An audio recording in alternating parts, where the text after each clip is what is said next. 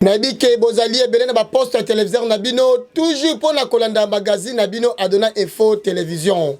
Pour bake toko fongo la journée nabiso ya lelo population balobela ki mingi na cadre ya gouvernement ndenge euti kobima bolanda na micro ya Meshak Panzu ndenge elekaki. Adona Info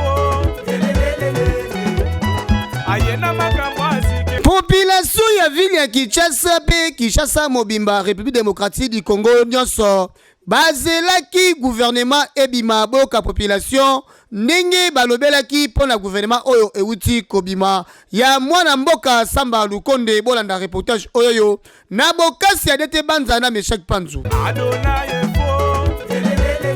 Mbote maître. Mbote tata journaliste. Oui, par rapport au gouvernement ebima a ebimi message nous dit. Message de satisfaction. Comme gouvernement au bâton se banda kozela. Comme ebimi. Todo de la banda mosala pour to apprécier. Tout le monde gouvernement mingi basi baleki ebele est-ce que zo le bela onidi.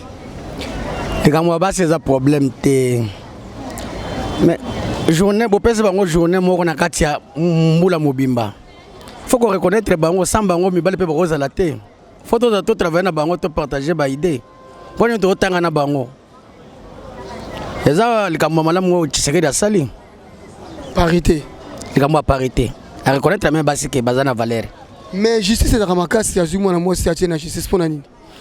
Parce que moi ça na rigueur. Mi bale bazana rigueur té.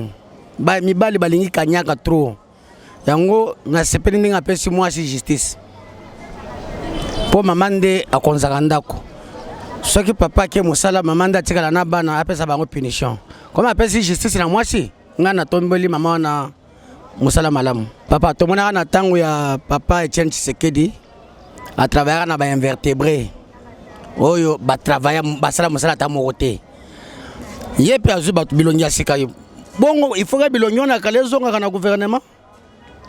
Ça dit bangonde batanga ke no il faut basala kana soki alungwa na mine akoti na énergie soki alungwa na énergie akoti na agriculture soki alungwa na agriculture akome na étranger. Et ça il faut pas changer bilongi parce que ezaka bango te mboka ezaka bango mokote bilongi asika pe ça la bien. Ah mbote ndeko. Oui, par rapport au gouvernement ndenge bimi ba vie nezani. Oui, avi na ngai ezali par rapport na moni pe baza mingi bilongi asika. J'espère que bakozana na petite mingi ya ba ancien oyo ba travailler parce que baza parmi bateau to le lipe na bango elongo ba yebi comment to se plaindre liboso na bateau bazalaka liboso par rapport à gestion na bango na mauvaise foi na bango pe puis vol détournement je crois que en tant que toyé na bango na état de droit je crois que to marcher na bango bien na pesi bango ba bonne chance je crois que ba ta la souci na biso population et pour le premièrement na nous vie sociale et tala moyen de vivre malgré tout ça na mboka o eza riche mais biso population pauvre et angonde chance nanga na pesi bango wana ba meka ko changer biso vraiment na situation ya vie wana. Oui, mbote ndeko nanga. Mbote papa. Oui, toyebi ke ozali moko balandi Adona Info Télévision tondo la gouvernement ebimi message na ezani ta ke mona mboka. Bon, yango to banako zela logo le bimi c'est bon. To souhaiter ka bonne chance na président. Ça la bien parce que ya za nagolo bandeni ya za kinoa. Aibi pasi ya Congo ne bandeliti na suka. Aza mutuloko abiso akoko kanyo sauter mais ouais ça l'essentiel. Conditions de vivre ba congolais to vivre. Surtout ba biso to ba responsable ya kotala. Solo le moniteur to comme miko ki mamboka na biso ça par rapport à ba vie sociale. Tout ça vraiment pas si côté au foot là côté au boko la bana. So ba misali le quoi gouvernement bimi on tendance c'est là to pèse bonne chance bisonyo so ba congolais to pèse bonne chance dernier coup de chiffre tikali ezande ke soka salika eloko mo bo biso tout ozaka derrière quand ndé tozaki ki to ali boso c'est eloko ni na mona ma ndeko 2023 c'est 2023 c'est la nuit toutes ces élections so asalika moi ki ndingu mo boya ndenge ya systématique to za kana simana mais to moni gouvernement ngomi ki bana basi baza ebele puis ba ministre ba donc si ministre au balika déjà kala ko lo bani pona likambo nzamba sala biso basi na mibali place moi ça zo travailler ezaka musala place mobali azo travailler ezaka musala ezama bete izalaka ndiboye esengeli moko na moko apesa avi na ye pona kolakisa bwanya ndenge nini mokili esengeli etambola Papa Fachi yangoyo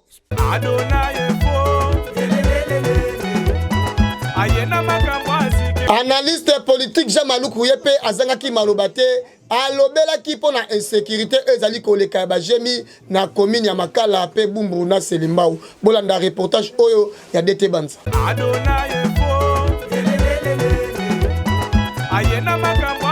Oh gouvernement oza ko keso ya basité ça ainsi ministre na oti ko lobana eza pona na kati ya cabinet ya chef de l'état yemoko azana na 1081 ministres yemoko 1081 conseillers donc 52 conseillers ba futa bango lokwa ba ministre d'état au baksu na gouvernement ebimé au sala lokola ça aider ministre na ebiso ke se bana mboka Congo bo satande kuna eloko tende to ebisa kibino ekoloko ko bima ate bo loko pe ko bima ate loko ezate na gouvernement nazo ko sepela kuna bato bakitaki na FCC bakena kuna na union sacrée na bango ba du poste union sacrée ndeko na ngaya wana eza union sacrée union salité po union sacrée za bongo te union sacrée lorsque bakenda ka ba baké pour le peuple le loto yoki ngasoki na duté na koloba boye ba miso bazozonga déjà na PPRD na peso information ba miso bazozonga déjà na PPRD pour ba duté ya biso pe na PPRD to ebisi bango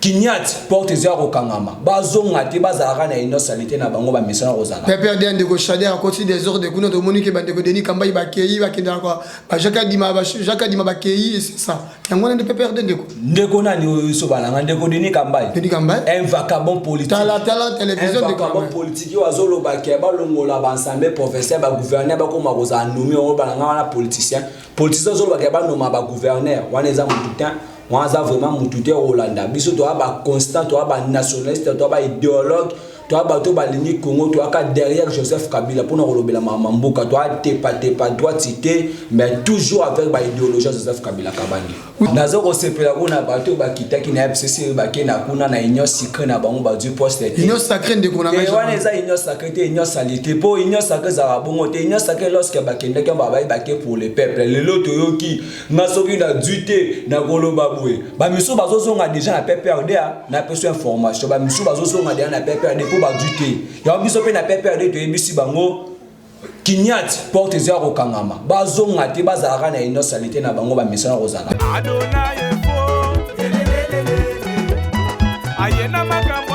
tozonga na Congo central esika owa pinzela kamba eza ko beba makasi olanda reportage oyo na bokasi ya DT Banza ndenge elekaki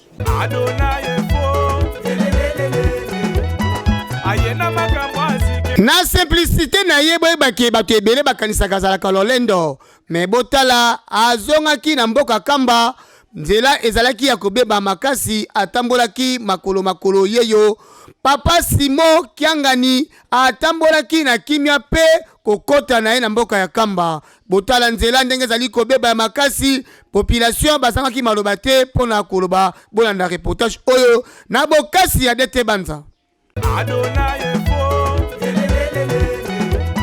Zana kamba poto koma to souffrir njela za kobeba mbule bete baby sinjela mituke dindi papa Simo Kimbara tamboli kutuma kolo po njela za kobeba poto moto lekezala kite toko singa na bakonzi pe gouverneur ya Congo central talanzela ya kamba oyo ezali kosangisa batu ebele kouta bamboka ebele kokoma na kamba awawa ezali kosala soni makasi soki bokotala pe na ngambo ya kamba ekozala kitoko makasi ya honorable Edi Iyelepe alalite abongisaki nzela ya shaba population bazaki ne sengo makasi na bokasi ya Meshak Panzu bolanda reportage o na bokebi nyonso banzela oyo ebebi na ville ya Kinshasa parmi baveni boyebake Avenue Ngiringiri kokota na entrée ya Chaba kokende ti na Bumbu ti na Avenue de la Libération eza kobeba makasi.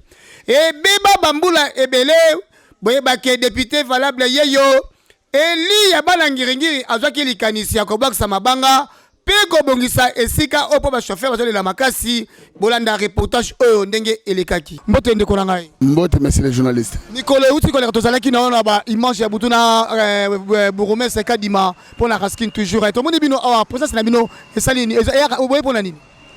Bon na ina banana moi parenthèse moke. Biso toza régie d'assainissement à Villa Kinshasa. Ngai obozomona naza directeur technique ya régie d'assainissement à Villa Kinshasa. Et toloba mingi te tonga musale loba. Si to yewa parce que to ça régie d'assainissement ville à Kinshasa, to accompagner ka initiative nyos tout et ça pour na assainir ville. Yango moni biso présence na biso. Oui, et si ka ozalaki ya kobeba makasi, to moni bosu banga bobwaki, est-ce que boza pour bozo baka konyo c'est le pour aider population mi to quelque ndeti selemba oti bu comment? Dans un premier temps, il y a un projet mozawa pour na ko bétonner place au pour buka na mingi. Et ça place où ils ont marécagé, il y a un projet. Mais en attendant le bétonnage, sur l'initiative, il y a honorable Dieli, a une possibilité à boire comme Mabanga, mais Bisso Raskin t'a accompagné pour tout ça la moussalo. Prochaines années sur la prochaine, pour que si on va boire comme Mabanga et bien Baranangokak. Mais si on habite dans les prochains jours, tu vas bétonner place. Ndé tout ça là qui a sur victoire. Dans les prochains jours, tu vas bétonner. Mais en attendant, tu vas bétonner parce que ça a bien ça dans période à Ilanga. Tu vas boire comme Mabanga pour essayer sa population. Pourquoi est-ce que les chauffeurs ni n'étaient qui mon amboka? D'abord, nous avons des chauffeurs et nous avons des riverains. Batio suba vani nzinga nzinga. So zomo ba salito zomo na kata ba terrasse, ozomo na milangi. Eza milangi uti na lola te. Eza ba salite uti na lola te. Et ba salito ba tubazo na bandaku pona oboka na ba caniveau. Et bazo bossa na ke salite oboki na caniveau, eza po bebisa balabala, eza po bebisa lopango na yo. To senga no na ba riverain, ba meka ko surveiller. Obisi ba bi Kinshasa bopeto. Et ça c'est le gouverneur Ngobilate. Kinshasa Bopeto, Moutios tout, Kobanananda Kunaye, Azala Peto. Ça signifie que Moutios soit soigné aux alentours Naye, Kinshasa est comme Peto. Alors, il y a un senga, Nabaninga Oba Riverain, Bazo moyen, Yako, Baluka moyen, Baboka le subilo n'a pas canivoté, pour so boki bilo n'a pas caniveau, caniveau, Salango pour faire circuler Maï, Maï ko circuler, te ba conséquence la ngangol. Tout le monde est niveau déjà inondé pour le pic à million de marquage on dirait bah tika vide. Non, vide des athées. Ça veut dire que Kinshasa, commune en Guinée, nous avons des communes marécagées. Oyo, ok, na 1 mètre aux humains. Alors, ok, na 1 mètre aux humains, effectivement, et basalaka nzela, basalaka bakanivo pour na drainage à maï. De façon que maï était le matin. Mais fort malheureusement, biso moko bakinois.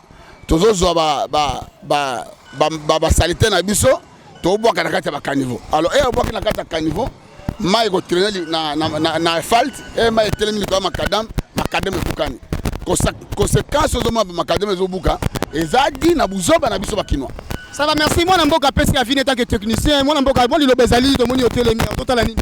Lilo bezali na sepeka kala Kinbo Peto na honorable Edi Yele. Na ba action ça na commune na ye. Vous êtes chauffeur? Dans chauffeur. Oui. Bino bosala la ranzela o mingi. Ba défense ni bomona makasi na nzela o. Mabulo leke belé fort. Mais ko sepela directeur Raskin Azawana na honorable Redi Yele. Nde bazo sala bopo esunga biso to tambola bien. Kato luka ba mbutea to créer ba mbouteage na mboka. Na sepel mingi sengo bina. Teme na kolobande. Na kolobande pour comprendre sens ya mamto sala.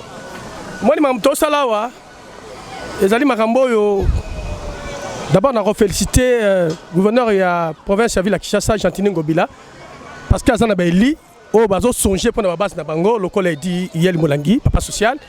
On a le cadre du mouvement de l'évolution du Congo, Jean-Pierre Bemba Gombo. Vous voyez bien, on a un drapeau. Ce qui est élu, il y a un parti politique, le collègue dit Congo Nabiso, Kinshasa, Nabiso Kobonga. Vous voyez bien, ezali mbalami balena yawa esika ndeko edi azoboka mabanga mais namoni mbalo a changé méthode parce que mbalo kuna boka mabanga mais mbalo atie ba mwelo na se poto kende na niveau ya gouvernement central oui to yiko kende mais un député o azali permettre la population makambo ko sala ka première nécessité yango yo omoni ki awa population zo leka ezo kangama mais loko na sebeni nango comme une invitation na yiko komona makambo honorable o sala lelo ezali ke na lingomba MLC tozali na bato bazo songer pour la population na bango voilà présence na ngai neloko no yiko bakise ezali ke bandeko mosusu ba eli mosusu ba copier edi yeli population sur la sur mandat aibi ke mandat wana pêche pour kenda ko talela ye ko lobela ye pe ko lukela ye na sasa makomi sa tona ni photo sur la biso bato to ça la politique voilà en tout cas fierté na ngezali ke comme na eli ya ngiringiri honorable di yeli molangi papa social mwana ya Jean-Pierre Bemba Gombo asali makambo pas zo sala makambo ezo monana pour lobby bazo to bosana ngote c'est sanga pe na ye webi penga na zawa na za leader na ye ko copier pour lobby na ki d'Équateur pas na bikoro na ne kakotala soki ya solo ngape na zo sala lokolo honorable di yeli à bientôt to ko sala pe yango to ye ko yekola totala oya sala kamala mo pas biso pe to sala merci honorable Edi Yele papa social bana ngengi ba yebiyo okenda kombo yebake boyokela moto mawa ezali habitude ya Nzambe ndenge oyokeli bana ngengi mawa esali kitoko makasi kotika mosala ote po 2023 balobi pe okozala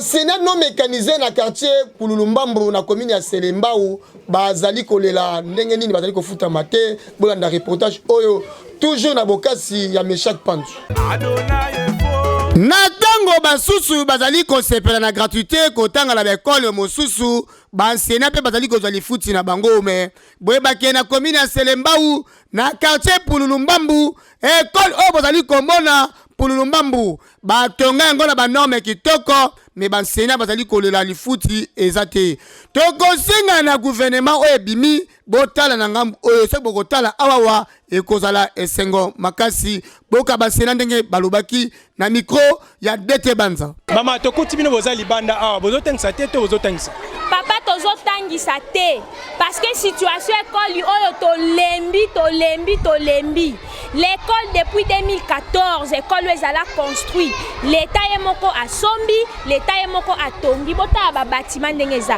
mais nous les agents nous sommes pas payés jusque là école eza ko a progresser sans arrêter l'école ezate c'est pour cela biso enseignant to décider en tout cas to décider trop c'est trop 8 ans impayés tozana ba famille tozana bana école ezana commune ya Selembao quartier Pululumbambo na avenue Malungani zela mama bobi l'état asombi atongi a installé net tout le monde basala kitoko boye arrêté ministériel exact mais bon fonctionnaire ndenge nini papa kaka boye promesse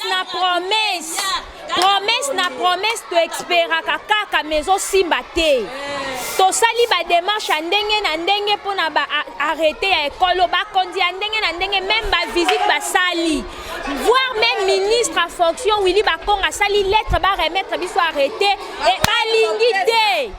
Maintenant, biso ba Sénat Tozui Mokano, notre président a dit nous sommes dans un pays de droit. En tout cas, droit éco-salema. Droit éco-salema. S'il s'agit de mon président de la République, de à cause de l'école. De côté, la inauguration, il y a école d'autorité. Il y a d'autres décidé avant de ça arrêter.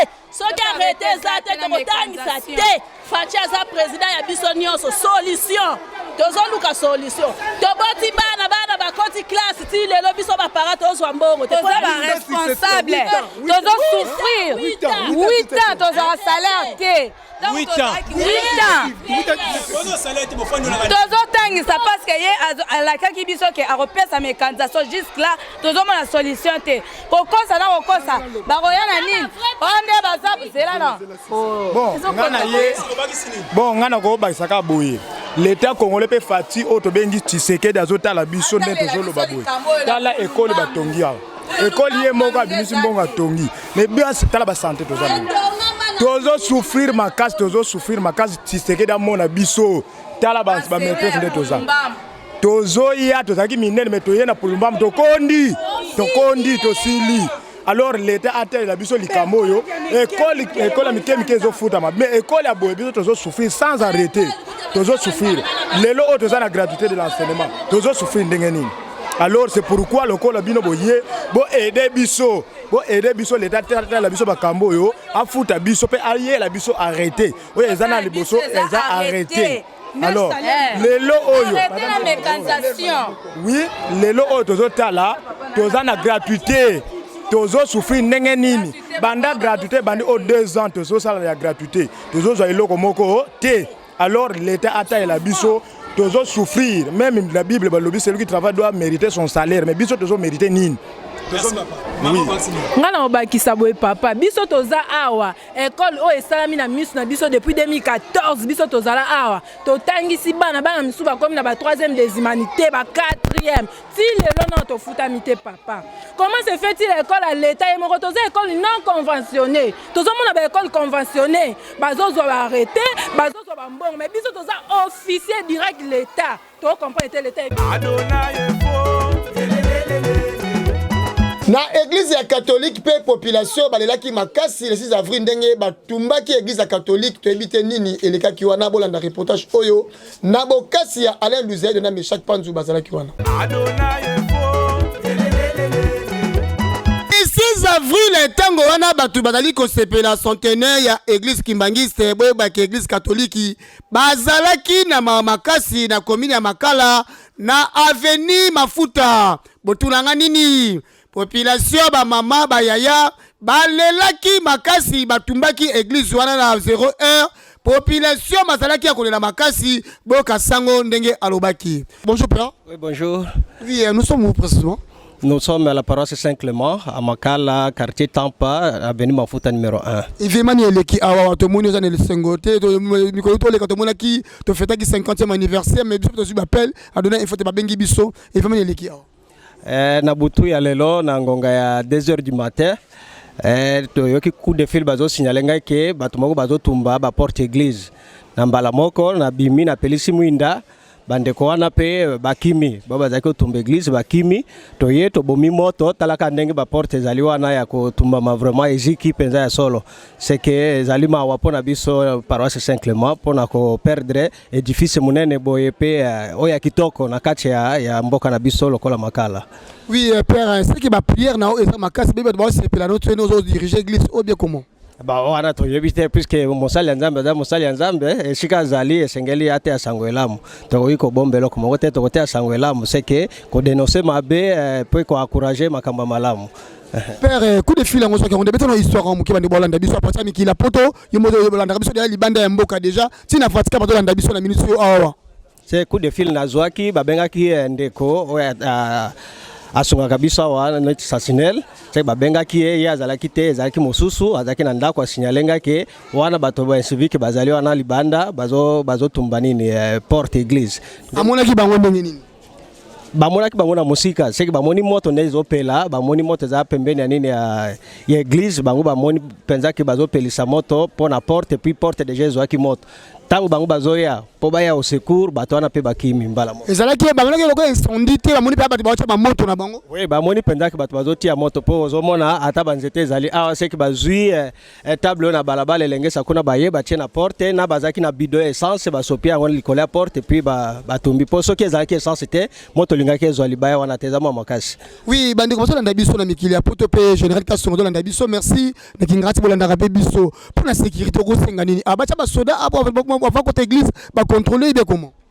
Bon to lobite ke bacha ba soda pour ba contrôler que sengeli l'état et ça la mosala na c'est côté sécurité na mboka pour que batonyo so baza na kati ya kimia puisque ba policier bache bango partout to yebite soko bazo sala mosala ndenge longo bani poto ko kanisa te ke na ngonga ba couvre feu boy 2h du matin ben civique bazala bazotambola na ba venir puis bazotia population mal à l'aise tiko ya ko tumba église boy c'est que sengeli l'été renforcer mesure la sécurité na ye pe batale la biso malamu ndenge nini commune Makala zako comme désenclavé comme ben sécurité les persister c'est que esengeli ba konza mboka basala mo makasi pour que sécurité malamu za na mboka kona biso mbote mama mbote papa oh za mo Kristo awa papa ndako na biso ya lelo te ndako na biso ya lelo te na zoloba awa esalinga pasi nini ekomeli bino mama tokamwe likambo oyo ekomeli biso na togo ya lelo En tout cas, na basango na biso tout moyen ba bimeza te. Bazala mawa. Menga pas qu'il y a le lopeza.